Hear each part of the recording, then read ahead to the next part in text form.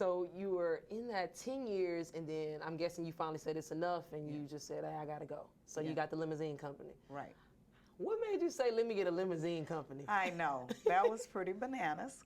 So I was working in City Hall, and actually what happened was my brother purchased like 4 or 5 limousines from this guy, right, for his artists, for them doing shows, and they were going on the road, you know, like they were driving limousines to Las Vegas. Right, this was back in 2000, so limousines were lit, you know, you had the different types, so I remember. Right, but what was really crazy, the types of limousines that he had, nobody in Houston had them. Atlanta had them, so he's buying them from a guy, his name was King George in Atlanta. And King George came out one day, and he was like, Jay, yeah, so how you doing with the cars? You know, how the cars doing? They're like, yeah, we using them, da, da, da. And it's like, but they sit a lot. They sit a lot. It's like, man, you should be making some money with these cars. Like, you got cars that the city of Houston doesn't have, you know? Like, we had an Excalibur, we had a Mercedes-Benz stretched out, a Navigator, and these are all limousines. Limousines, all stretched out, like nobody had them, right? And so that was interesting. So my brother called me one day, and he had the guy with him, and he was like, the guy was like, you should be making some money with these cars. You got them sitting, you know. And so he was like, I'm not interested in that. So he got me like, Ron, what you think about us starting a limousine company? What, you call you Ron? Yeah, he called me Ron, right? Yeah, and it's like, I was like, okay.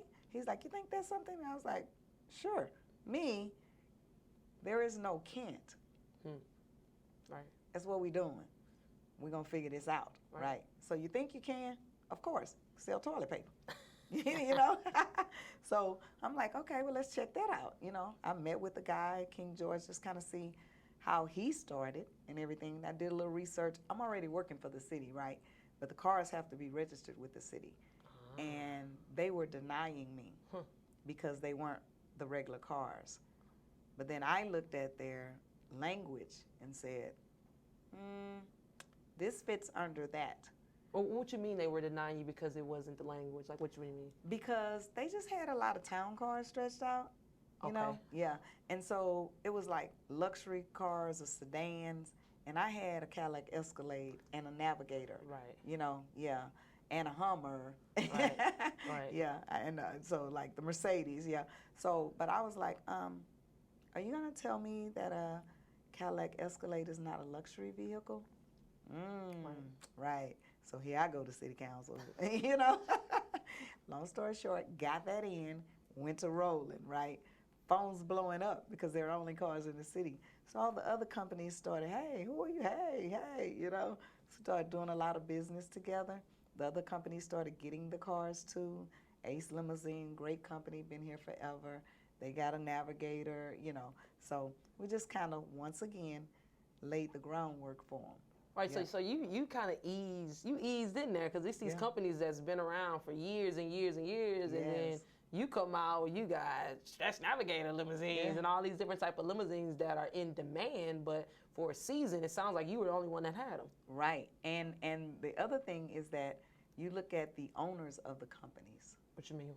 They didn't look like me. They were companies that had been around a long time, and everybody knew them. But the owners didn't look like me. Right. They weren't female. They weren't black, you know. So it was kind of like, who is this? And what's she talking about? What's she trying to do? And she trying to knock on our business, you know what I mean? So do you feel like it was more of a, like they seen it as a threat, or initially coming out, it was like, oh, that's just somebody starting something and it probably won't last? They couldn't take that stance. Because what happened was their phones started ringing. They were known. Right. So their phones said, hey, so do you have a Navigator? You know what I mean? Do you have an Escalade? Right. Yeah, because especially like prom time, you know what I mean? They're like, hey, no, I saw this, and our cars are rolling all the time. Quinceañeras, oh my God, every Saturday on Saturday, right? And so these cars are rolling on the freeways. Well, the companies that they knew, they would call them. So they're like, hey. So then it's like, and then it's funny because when you think about things like the prom, it's a lot of limos there. So the drivers are talking to each other. So my drivers are bragging. Yes, we with Prince limousine. And then they see us roll out our carpet. So then, you had the carpet? Girl, we had the little steps to roll out the carpet, you know, and everything. And so when one of my guys called me and said, somebody's out here with a piece of carpet, I was like, what?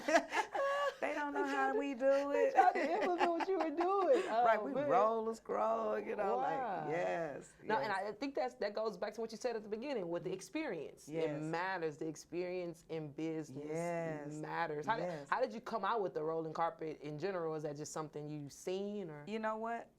You have to always be thinking. And when you're doing business, you're not thinking just for yourself. You're really always thinking about the experience that you want the customer to have, right? So I'm thinking with Prince limousines, my theme is ride like royalty. What would make this feel like a royal ride to me? So I can make this feel like a royal ride to my customer, right? And I mean, and I'm not on a high budget, right? So I had this little, this is funny because I had this little step stool that I had when I was a toddler, and I still had it. One of my girlfriends who was so creative with her hands, her name is Tina, and she put a padding on my little step stool and put some of those little things around it. It was red. And then I was like, okay, and Tina, can you make me? And she made for me, like, just took this stick and put this little gold rope on it, right? Yeah, and just made this for me, right? And I was like, yes, that's it. So we're gonna roll it out. I was like, drivers, before, you know, when you get to their house, lay it out. When they get ready to get out the cars, hold on, lay it out. You know, I was like, treat them like royalty. I want them to know once they ride with Prince Limousines, one, there's no other ride like this, right? And two, call me back, right? Exactly. And three, tell other people, right? Exactly. Because the experience, it's easy to tell somebody else about a good experience you had rather than telling somebody about a bad experience you've had with a company. So like they do say, bad news does travel, but good news travels way longer as well too. So I like that. I like that. So, okay, let's move through this. So you were first, we working for the city. That's what we were doing. Then we're like, okay, listen, it's time for us to get out of there. So we went. We got our own limousine company. You did that for 8 years, right? Yes. So after those 8 years, what caused you to get out of that company and move to Rap-A-Lot? So actually, I wasn't out. Okay. Talk about multitasking. I wasn't out, but my office was located at what we call the compound, which is where Rap-A-Lot headquarters was, right? I was just on the other side of the building. And so what happened was Rap-A-Lot was going through a transition. And they were going through a transition where a contractual agreement was ending with Virgin Records. I don't know if you remember. I remember Virgin Records. Okay, yeah, so that contractual agreement was ending, and with the ending of that contract, things were changing. So some of the management that was there was no longer going to be there, and some of the head staff and everything was no longer going to be there. So my brother knew that I would be up at the office on my side of the building, right, doing my thing. Right. Yeah. And he would call me and be like, Ron, you up at the building? Can you go down there? Can you go on the other side and check on this? Okay. Ron, you at the building? Can you go over there and do this? You know, so we're going like this, right? And then one day he calls me, he goes, Ron, you up at the building? Can you go take a check over to something? And I was like, when am I going to get a check? You know, it's like, Ron, well, let me tell you where the checks are. I was like, but I can't. So then it was, oh, well, can we meet at the bank and I'll put you on the, what? You know? Putting you on payroll low key, you know? Funny you said that. I was there probably about 6 or 7 months. I had never been paid out of the company. This was my brother. Right. And he needed help. Right. And I was available. And so I was just assisting him. I never thought of it as my job. Right? I didn't even care about the money part. I cared about helping him with this transition. And then one day he said, I guess because he was tired of calling me saying, can you go on the other end? Can you go on the end? He's like, why don't you get an office on that end, you know? And then months and months passed, and one day his then wife said, someone asked, Ron, are you getting paid? And I was like, well, no. And he's like, you're not paying yourself? He thought you were paying yourself that whole time? Because I was on the bank account. I was like, why would I do that? You know what I mean? No. You know? So then that's when, you know, it just, look, but now when you take the money, you can't say no. You got to take the money, right? Yeah. No, so that's how that really went. But it really was just love.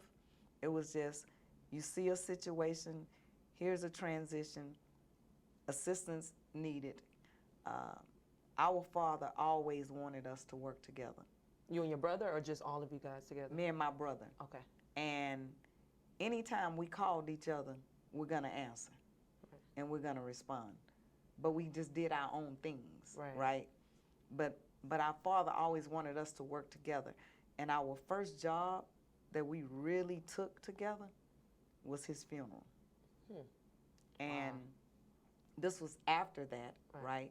And so this is all in your mind too, you know. And I'm just assisting because that's my brother, you know. And then he, as my big brother, you know, it's like, well, Ron, why don't you go ahead and, you know, so it's like, okay, because a lot of my limousine work was night runs. You know, the biggest, busiest time was prom time. Quinceañeras running on Saturdays.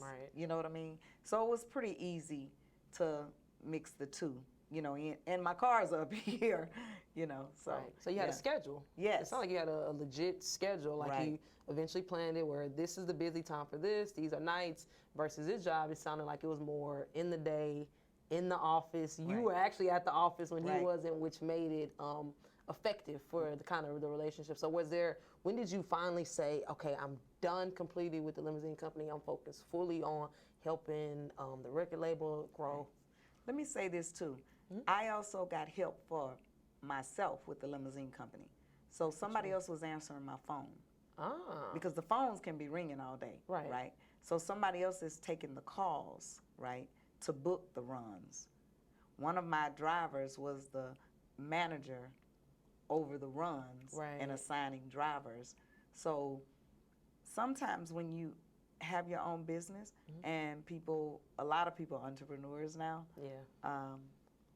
but trying to do it by yourself, sometimes you have to realize and recognize and accept when you need a team and be willing to pay for that freedom or that to be more effective, you know. And so for me to be more effective, because it was hard for me to be present on the phone calls during the day when my mind is over here at Rap-A-Lot where I see a problem that possibly needs to be fixed, right? So I did have someone answering the phones, and then I had a guy who was helping me with regulating and assigning the drivers and stuff like that. So, but I didn't take my hands off of it. You know what I mean? Like, I never took my hands off of it, but I did have help. So I think that that's important, you know, to note. But then after the cars, actually what made me go ahead and close it down, and drivers was like, oh, because we were such a family. Yes, you know, we had such a good time. It was just the cars were getting older.